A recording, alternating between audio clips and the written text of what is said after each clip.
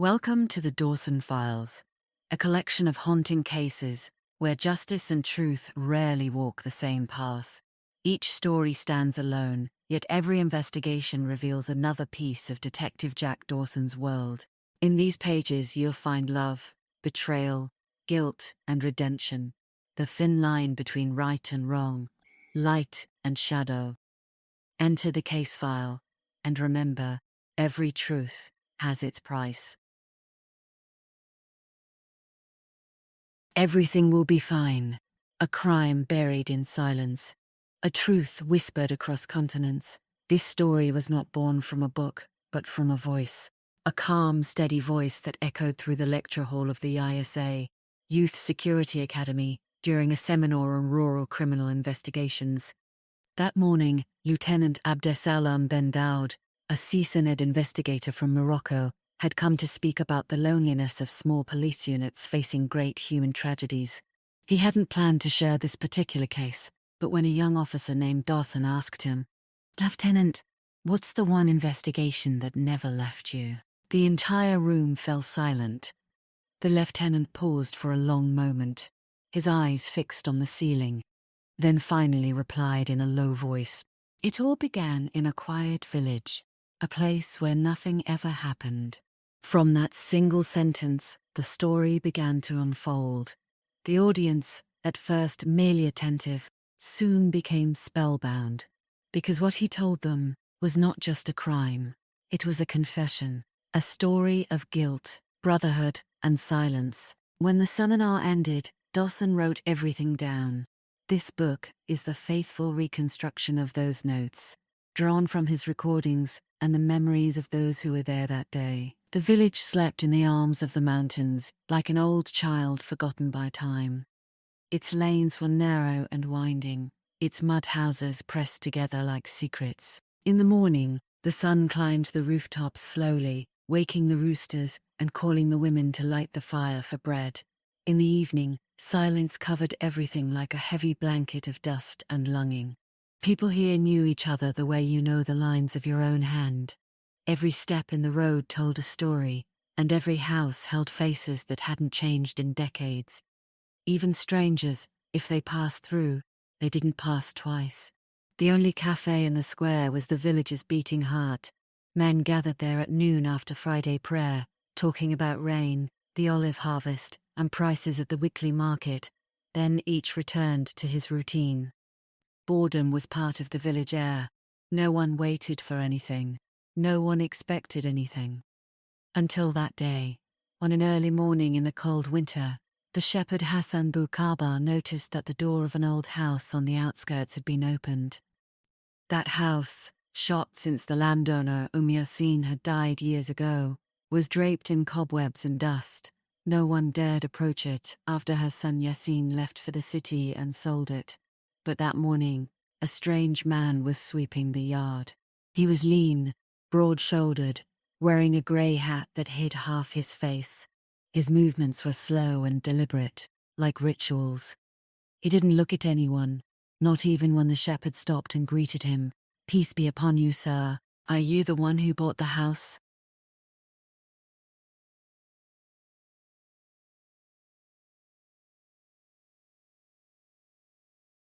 The stranger didn't answer. He lifted his head slowly, gave the shepherd a brief, expressionless look, then returned to sweeping the dust. Hassan went back to the village and told everyone, "The house to the north has someone in it now. We don't know where he came from or who he is." That evening, the men gathered in the cafe, each telling it in his own way. One said he was a retired employee come to rest. Another said he was running from somewhere, and a third swore he'd seen him yesterday walking in the cemetery. From that night on, the village was never the same. In the days that followed, the stranger became the talk of everyone. Women watched his house from the windows, children passed by the wall then ran away with frightened laughter, and the men argued about him in the cafe, though none dared ask who he was. The stranger spoke to no one, didn't visit the market, didn't enter the mosque, and wasn't seen smiling even once. He woke with dawn, walked the village's edges, studied the fields and stones like a man searching for something he'd lost long ago, then returned to his house before sunset, closed his wooden door, and his lights disappeared until morning. Weeks passed, then months. People grew used to him the way they grow used to January's cold, an annoyance that had become part of the place. With time, they stopped asking questions. But the village had already changed. Since the stranger came, the dogs barked more at night, the silence grew heavier, and dreams became less restful. Someone would say, something in the village has shifted, as if the air has learned to be afraid. No one knew the stranger hadn't come to settle, but to flee something far beyond the village's borders. The months dragged by heavily since the stranger appeared in Yasin's old house. At first, people watched him from afar with mild caution, then caution turned to curiosity, then to a muffled unease that felt like fear. No one knew anything about him, not his origin, not his work, not even where his income came from.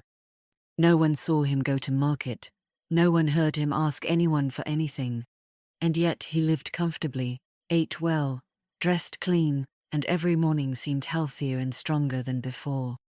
In the village, a man's livelihood has a known source, this one a farmer, that one a merchant, another works in the city.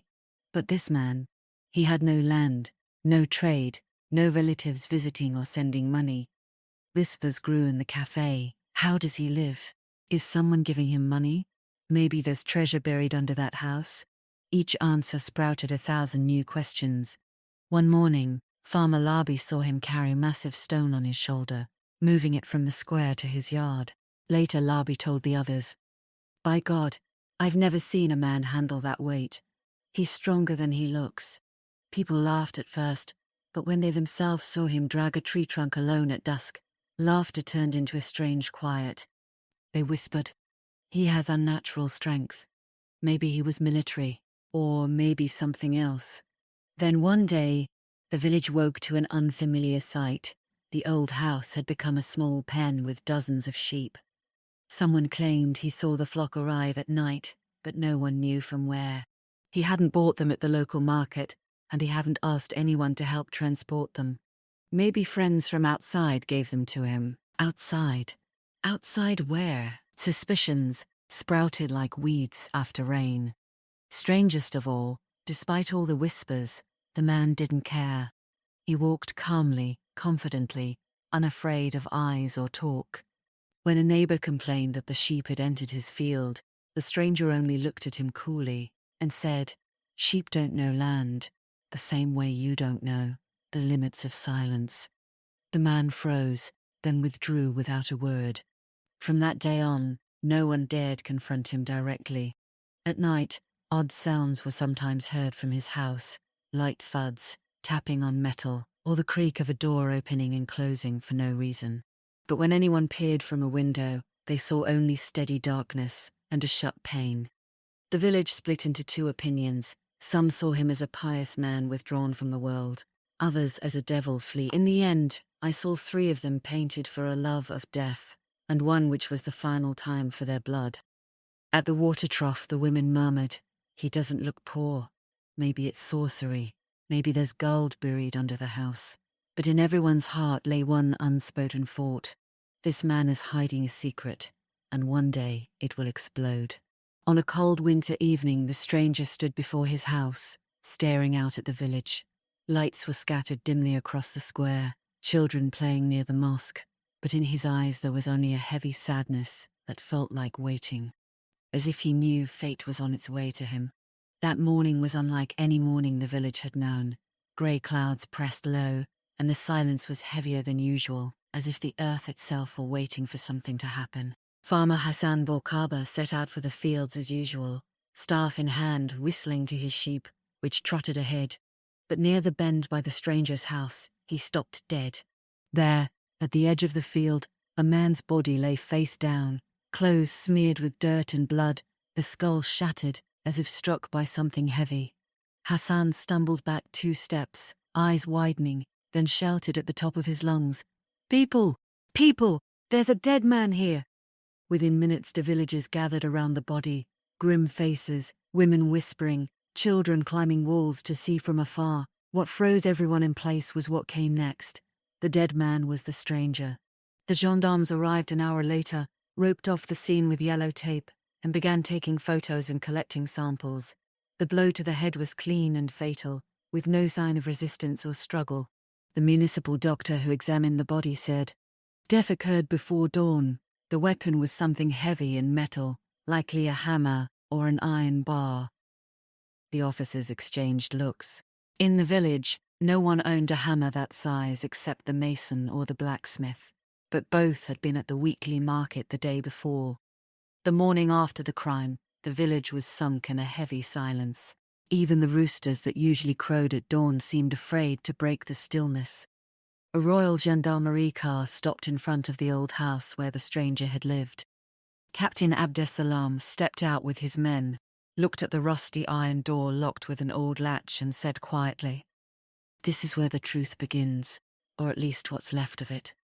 They opened the door, and a harsh creak rang out, a cloud of dust spreading like the smoke of memory. The house was very small, a single room, a narrow yard, and behind it, an abandoned well. Everything was too tidy: a simple mattress, a wooden table, a half-full glass of tea, and a book lying open on a page about forgiveness. The captain moved toward the wall, where a black and white photograph of a woman hung, a face familiar in a strangely intimate way. One of the officers whispered, "Could be his mother," but the captain didn't answer. He felt the photo wasn't just a memory, it was part of the puzzle. In the corner, under the bed, they found a small metal safe, its door open, the key still in the lock. It was completely empty. An officer shone his flashlight inside and said, "Nothing, no money, no papers." Abdusalam smiled bitterly. An empty safe talks louder than a full one. He gestured toward a small table in the corner. On it lay a bundle of old letters tied with a red string. He opened one carefully. Beautiful, clear Arabic handwriting, but the sender had a foreign name, Anastasia, from Australia. He read softly, "My brother, everything will be fine. Don't be afraid, the days will bring you back to us." He glanced through the rest, all in the same style, same signature, the same recurring line, "Everything will be fine." One officer blurted out, "These letters came from Australia, written in Arabic. What does that even mean?" The captain slipped them into an evidence bag. "It means the stranger wasn't alone. Someone far away knew his story and kept trying to reassure him."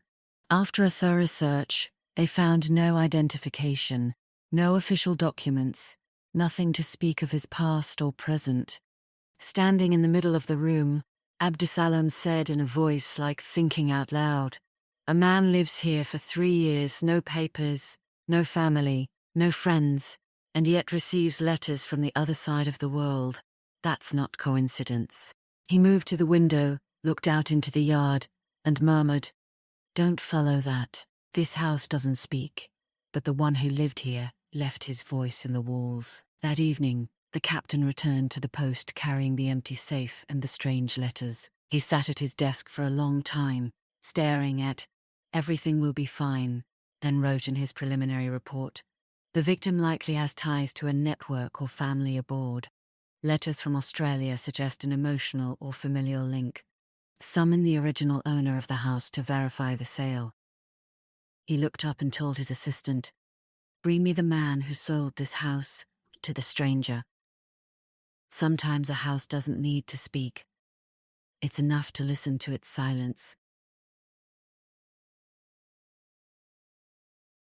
The next morning, Captain Abdusalam sat at his desk, waiting for the man who had sold the house to the stranger.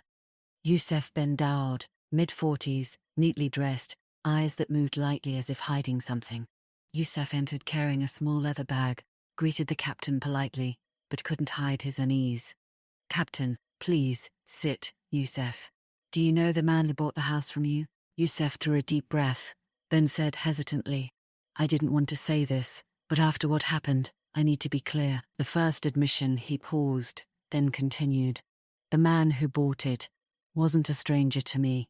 He was Mustafa, my ex-sister-in-law's husband. The captain's eyebrows ticked up. So you knew him personally? Yes, well, but I hadn't seen him in many years. We had a serious dispute over my father's inheritance. He claimed a share of land that I refused to give. So it was a money dispute? Exactly. Abdesalam scribbled quickly, then stared hard. Why sell him this house, in this village? Yusef sighed. We inherited the old place from an uncle. No one lived there for ages. He contacted me, said he wanted to buy it openly, in front of people. The captain placed photos on the desk, the open safe, the letters from Australia. This safe, did you know it was there? Yusef froze, then nodded slowly. Yes, my sister put it in when she was married to Mustafa. He used to fill it with cash. After fights with his family, he hid it here. Later he divorced my sister and vanished. Where did the money come from? Yusef hesitated, then whispered. He said inheritance, but I'm sure it was dirty money. Abdesalam closed his notebook. So we have a family inheritance dispute, a safe full of cash, a man who vanished for 3 years and died in the very same house. That's not chance. That's a return. Yusuf's head snapped up, his tone suddenly sharp. Mustafa wasn't a criminal. He just wanted to escape the past, but some people never let him forget it. Which people? His brothers, his ex-wife's former husbands. They all had reasons to want him gone. The captain was silent for a beat, then said in a voice like the calm before a storm, "Then we'll hear from all of them." That evening he ordered summons for Mustafa's brothers, the ex-wife, and everyone with a past link to the victim. In his notebook he wrote a single line: "Death doesn't come from nowhere. There's always an inheritance, a secret, or a love gone wrong." On the drive home, the captain watched the sun die over the mountains and told himself, it all started with a safe. Not a safe of money, a safe of secrets. Some doors open with a key, others won't open, except with blood.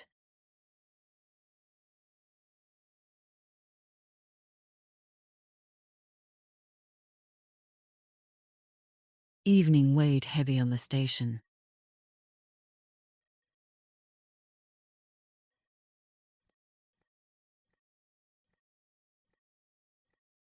Captain Abdesalam sat before a pile of papers and letters found in the victim's house. All from Australia, all signed by Anastasia, all ending with the same line, "My brother, everything will be fine." He read them a 10th time and murmured to his assistant, "These remind me of something. Same hand, same style, same signature, as if one person wrote them and just kept copying." The assistant hesitated. "But sir, the name is foreign and the language is Arabic. Very strange." The captain smiled. Exile isn't always a place, sometimes it's in the words. He sent the letters to the city for forensic analysis. 2 days later, the report came back short, but shocking. All letters were written by the same hand. The signature Anastasia was added later with a different pen. Fingerprints on the pages belong to the same person. The sender is a man, not a woman. At the bottom, the forensic note added, "Sender tried to hide identity, but Australian postmarks carry local routing codes. Most stamps originated in Perth, Australia." Abdusalam murmured the name, Perth. Who would be there and write Arabic? He remembered something Yusuf had said. Mustafa's brother, Othman, left for Australia years ago after an old crime. He slapped the table softly. There's the thread. The captain dug into Othman, the younger brother who'd fled after being implicated in international drug smuggling, then vanished. Now it all made sense. Othman was sending the letters under the alias Anastasia to mask his identity or hide contact with his fugitive brother. "Imagine," the captain told his assistant, "a brother sending words of comfort from the ends of the earth, both of them hunted by the same past." He didn't stop at paper. He visited the parents' modest home in the old city, walls steeped in time and grief. The mother's eyes gleamed with unspilled tears. "Captain, may God help you, Lala. We came to ask about your son Mustafa." "Mother, poor Mustafa, a kind heart, but life wronged him." "Captain, did you receive any letters from him?" She led him to a small room, opened a wooden chest, and brought out a handful of old letters, all from Australia. Same hand, same refrain. "My brother, everything will be fine." The captain weighed them in his hand. So Othman wrote to everyone the same way, as if he wanted his ghost to stay present. When did the last letter arrive? "Mother, about a month ago. He said he was coming back." Abdeslam stopped writing. Slowly. "He was going to return?" "Yes, he said he would come in summer, visit his father's grave." The captain left with threads tangling in his head. If Othman planned to return, perhaps he already had, and perhaps he was in the country when Mustafa died. In his evening report he wrote, "The letters were not mere comforts. They were code between two brothers bound to the same old crime." Othman must know more than he wrote. Then he looked up. "Now we know where the stranger came from. What we don't know is who refused to let him live." Old letters are like spirits. They don't die. They wait for someone to read them. Sleep did not visit Captain Abdusalam that night. He stared at one line from the postal report until dawn. The last letter sent from Perth is dated 1 month before Mustafa's death. He muttered. So Othman kept writing till the end. But was he still in Australia? Next morning a cable from Interpol arrived. Subik Othman M. departed Australia 5 weeks ago. Final destination, Morocco. The captain lifted his head, whispering as if to the absent man. "You came back, Othman. But for what? Reconciliation or revenge?" He returned to the village with a field unit and went straight to the market. Faces had been tense since the murder and grew tighter when they saw him. At Haj Hamad's shop he asked, "Haj, anyone come from outside a month ago?" "Quiet man," asked about Mustafa. The Haj thought a moment. "Only one. A man arrived at night, stayed at the old inn by Haj Labi. 2 nights, then gone. Didn't say who he was, gave the name Saeed." "Saeed? Yes, odd thing. He wore glasses even at night." The captain jotted the address. The inn sat on the village edge, a half-ruined big house run by an elderly woman, Fatima, who shook with fear when the police arrived. "Captain, Lawa Fatima, we heard a man named Saeed stayed with you a month ago." Fatima, "Yes, he came at night. Said 2 nights only, then left." "Captain, what did he do?" Fatima, "Didn't go out much, only once. I saw him from the window heading toward Mustafa's house."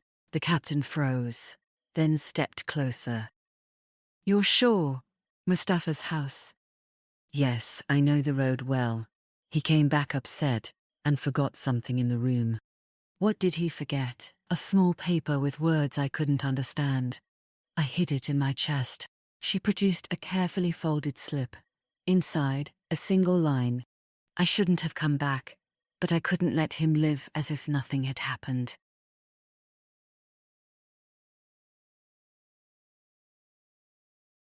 The captain read it twice, then told his assistant.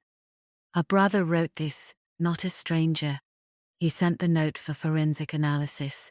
That evening the report confirmed the handwriting matched the letters sent from Australia. Othman did return, and he was here in the village before the murder. The captain sat in the dark at his desk, lighting a cigarette.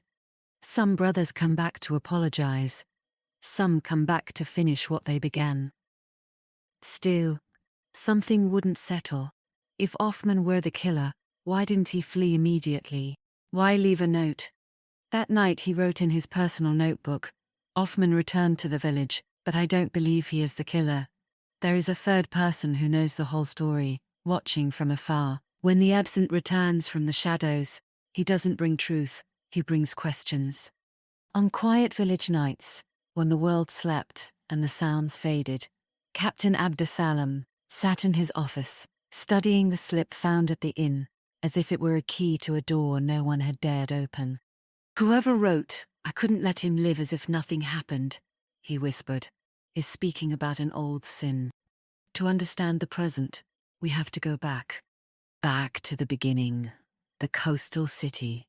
5 years before Mustafa's death, in a crowded coastal city full of tourists and strangers, Othman worked as an unlicensed guide, lingering between beaches and cafes, speaking broken languages and trading in anything that could be sold. One day he met two Germans, a man and a woman who looked like a married couple, but were in fact siblings, in an international smuggling ring. They asked him to find someone who could supply a large shipment. He introduced them to his friend Hassan, a clever, daring young man who knew the black market like the palm of his hand. The first deal went well. Weeks later, Othman discovered Hassan had cut him out, dealing with them directly and pocketing a fortune. The betrayal burned, and Mustafa, the elder brother, learned of it. To him, Hassan hadn't just betrayed Othman, he had shamed the whole family. On a rainy night, the brothers entered Hassan's house under the pretext of making peace. Hassan sat alone shouting into his phone, a small black suitcase on the table. Mustafa stepped forward, coldly. "I hear you did well, and forgot who started with you." Hassan laughed, mocking. "Everyone gets what his wits can win, Mustafa." The laugh never finished. In seconds, words became a scuffle, then chaos. No one knows who struck first, but the end was the same. Hassan fell to the floor, blood covering his head. The black suitcase vanished. They fled the city that night, carrying what money and secrets they could. At the first fork in the road they split. Mustafa would hide deep inland. Othman promised to reach Europe, then Australia, to open a new path if things calmed down. They never met face to face again, but the letters began to arrive, each with the same talismanic refrain: "My brother, everything will be fine." Abdisalam closed the file, snuffed his cigarette to the filter, and said slowly, "Now we know why Mustafa ran, but we still don't know why he died." He looked at his assistant. "Othman came back either to bury the past or to avenge it," he wrote. "First blood never vanishes. It waits for second blood to complete it." That night, as the village slept, a soft wind moved the leaves near Mustafa's abandoned house. From far off came the bark of a dog, mixing with the wind. Next day, the old fields watchman said, "By God, I heard someone calling in the yard, 'Othman, forgive me.'" The captain smiled faintly at the tale and thought, even death has a way of telling the truth. When the past whispers, silence is never stillness. It's the start of the storm. That morning, the gendarmerie post buzzed with activity, but Captain Abdusalam sat unusually calm behind his wide wooden desk, leafing through the investigation files as if trying to close a long, exhausting chapter of his life. He exhaled a trail of smoke from his cigarette and said to his assistant, "Everything points to this not being an act of revenge. But before we seal the file, we still need to hear from Hassan's brothers." The assistant hesitated. "You really think they're still connected to what happened after all these years?" "In the past," Abdusalam replied quietly. "There's no such thing as forgetting or forgiveness." By afternoon, 3 men arrived at the station, each carrying a different face of the same bloodline. Abdul Qadir, the eldest, stern and measured; Moroccan, the hot-headed and restless; and Abdulillah, the youngest, silent and composed, a man who only spoke when necessary. They entered one by one into the cold, echoing room, each sitting before the captain's desk, under the hum of the ceiling fan. Abdulillah lifted his head, his tone calm but cutting. "Abdulillah, where were you at the time of the murder?" "In Marrakesh, working at a construction company. Here are my travel tickets and work papers." The captain studied the documents carefully, then asked, "Did you know Mustafa was living here in the village?" "I heard about it by chance, but I didn't think much of it. The past is gone. And revenge? Did you ever feel the urge?" Abdelkader lowered his eyes. Sir, revenge kills twice, once in your enemy and once in yourself. The captain jotted a note in his notebook. He doesn't seem to lie. But the pain's still alive. Marwan entered next, wiping sweat from his forehead despite the chill in the room. Where were you on the day of the crime? In Nador, selling car parts. Ask anyone in the market. Still holding any grudge against Mustafa? Grudge? No, sir. But when you've seen your brother covered in blood, you never really forget. Still, I'm tired of hating. The captain leaned forward. I heard your business isn't doing well. You travel a lot, disappear often. Moroccan gave a bitter smile. Failure isn't a crime, Captain.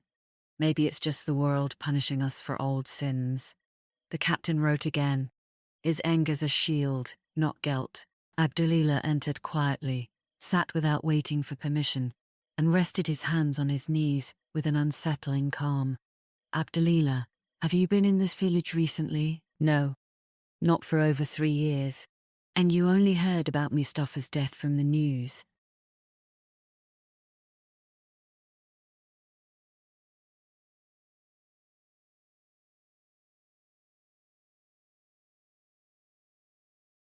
And,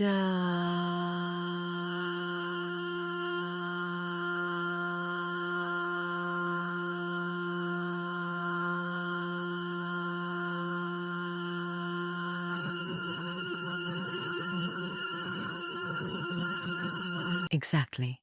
And to be honest, when I heard, I felt something strange, a kind of relief. Abdisalam raised his eyes sharply. Relief, not joy. Just the feeling that the circle had finally closed. His death made it seem like the story had finally ended. You mean you think justice was done? Maybe. Just not by us. The 3 brothers left the office one by one, leaving behind a trace of sorrow and memory. Abdeslam remained seated, staring at their empty chairs, as if listening to the echoes of everything left unsaid. After a long silence, he told his assistant, "No evidence, no trace. They were all far away. The case is really over. So we're closing it, sir?" "Yes. The killer's gone with the wind, and the wind never leaves fingerprints." He signed the final report with a firm hand, pushed the file aside, and murmured, "Justice doesn't always win. Sometimes it just needs to rest." That evening, the sun disappeared behind the mountains, and the village returned to its first silence. Inside the station, the captain sat alone by the window, watching the dirt road that led to the distant fields.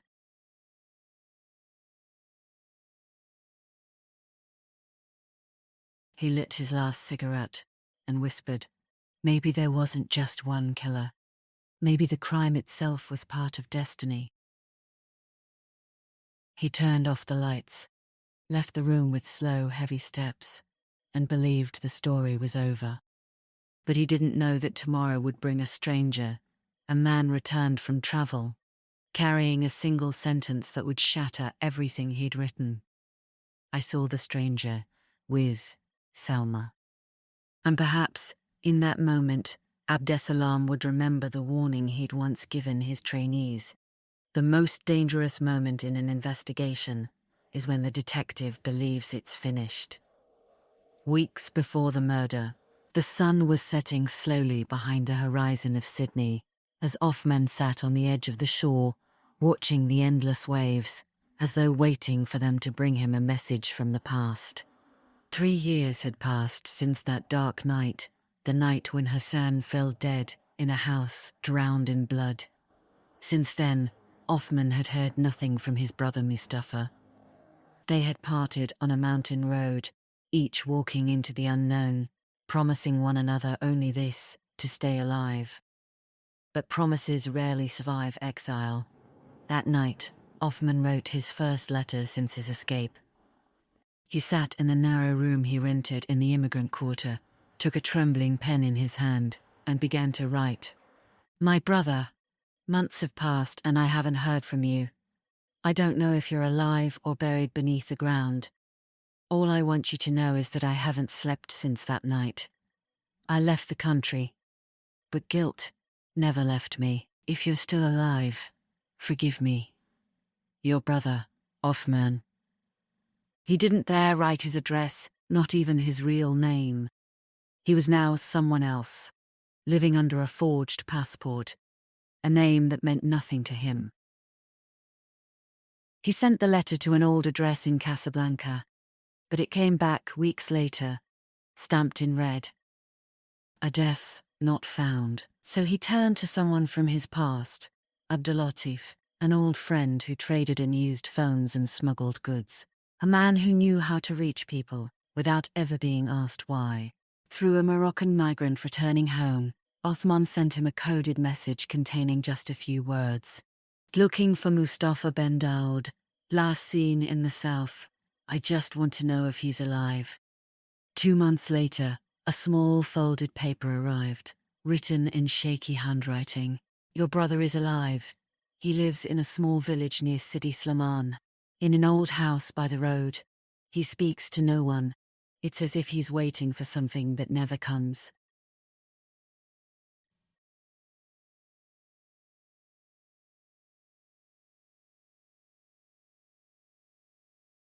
When Othman read those words, he cried for the first time in years, cried until the paper clung to his tears.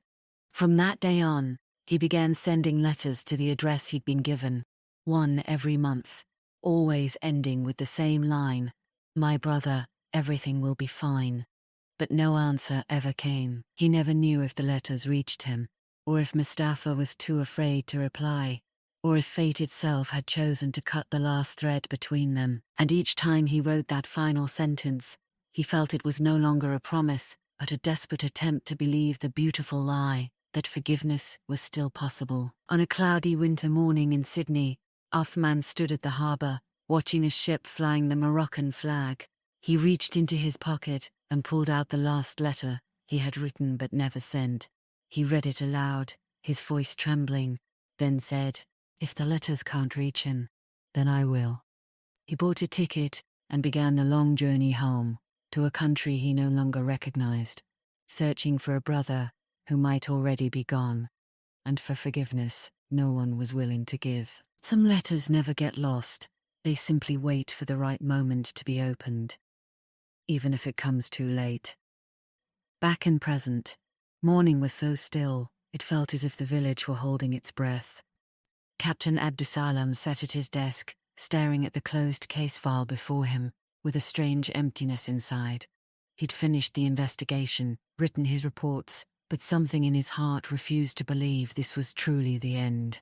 Everything is clear, but not comforting. He said it to himself, lit a cigarette, and looked out the window toward the long dirt road. Before he could finish the first straw, an orderly knocked lightly and said, "Sir, there's a man asking to see you. He says he's been away, just returned today, and he has something important about the case." Abdusalam lifted an eyebrow, cool and calm. "Send him in." A man in his 50s entered, a face worn by travel and dust, an old umbrella in hand, eyes wandering as if tired of seeing silence. He sat before Abdusalam and said, "I was away. I came back yesterday. When I heard about the case, I couldn't keep quiet. I have something that might change everything." "Abdusalam, go ahead." "A month before I left, I saw the deceased, the stranger, standing in the square with Salma, Haj Abdul Mahid's daughter. They were talking like people who share a secret. They didn't do anything improper, but their closeness was obvious." "Abdusalam, did you tell anyone afterward?" "Yes. I told her brother Walid to be careful. I told him exactly, we don't know this man. He's not from the village. Your sister should not talk to him too much." Abdusalam fell silent for a long moment, then set the cigarette in the ashtray and said slowly, as if the truth had just clicked into place, "Walid? The brother?" "Yes. Him." The captain smiled briefly and murmured, "Thank you. That was the sentence I needed to wake up." The next day, Walid Abdul Majid was summoned to the post. He entered with heavy steps and a pale face, sat down trying to justify his presence with a false smile. Abdussalam, Walid, we know you were very protective of your sister Salma. Walid, I'm the man of the house after my father. I won't allow a stranger into her life. Abdussalam, you'd seen her with Mustafa before? Walid, once. I told her to keep away from him. She didn't listen. Abdussalam placed a photo of the bloodied rock on the desk and said in a quiet, cutting voice, "This stone carries your fingerprints, Walid. And you were near the fields at the time of the murder. Tell me the truth. What happened that day?" Walid crumpled in place, covered his face with his hands and stammered, "I didn't mean to kill him, sir. I only wanted to scare him. I told him to stay away from my sister. He said he had nowhere else to go and he laughed, in a way that made me feel humiliated. I didn't realize what I was doing until I struck him." He broke down in tears. Abdussalam sat silently across from him, looking at a young man who had killed not out of hatred, but out of fear. After hours of questioning, Walid confessed to all the details. Forensics confirmed the match, and the case was recorded as involuntary manslaughter, driven by familial jealousy. In his final report, Abdussalam wrote, "This was not revenge from the past, but a mistake of the present. A victim who wanted life, and a killer who wanted protection. They met halfway." Then he closed the file with his hand and told his aide, "The case is closed, but grief never closes." Days later, a letter arrived at the post from Australia, bearing the very postal mark Abdussalam knew too well. It was addressed to a name no longer among the living, Mustafa Ben Dawood. He opened it very slowly. Inside, in elegant handwriting, "My brother, I've written many times and never received your answer. I feel the days repeating themselves, and that I will never see you again. I used to believe forgiveness was possible, and that the past can't kill us unless we believe in it too much. Everything will be fine. Othman." Abdussalam stood at the window, read the letter softly, as if it were a prayer, then folded it carefully and placed it in the closed file. Maybe everything really will be fine, but after it's too late. In the village, Salma sat by her window, staring at the abandoned house where the stranger had lived. The wind moved the curtains, and the call to prayer echoed from afar. She whispered to herself, "He didn't have to die. He just wanted to live." Then she closed her eyes, and the last tear fell onto the page where she had written, in a trembling hand, "Some stories don't end with justice, but with regret. Sometimes it isn't the past that kills us, but those who fear for us in the present." Chapter 1. Introduction. This chapter will introduce the basic concepts of the project. Chapter 2. Methods. This chapter will delve into the methodology. Chapter 3. Conclusion. This chapter summarizes the project's findings.